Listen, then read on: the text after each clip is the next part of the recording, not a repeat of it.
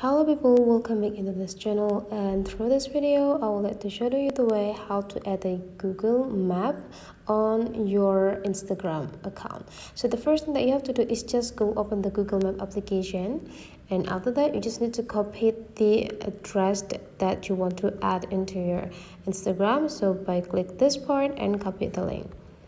And after that, you just need to go back into your home screen and open your Instagram application.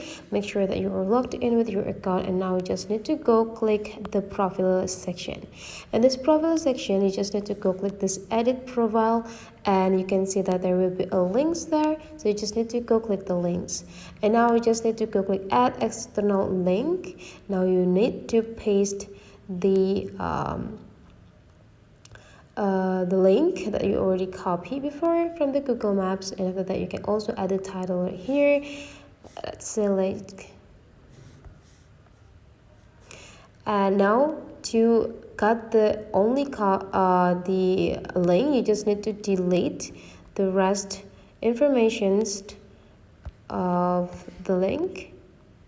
Here we go, we delete it all, so we only keep the link on this Instagram. And after you're done, you just need to go click done, and the Instagram will be generate the links for you, and here is the result.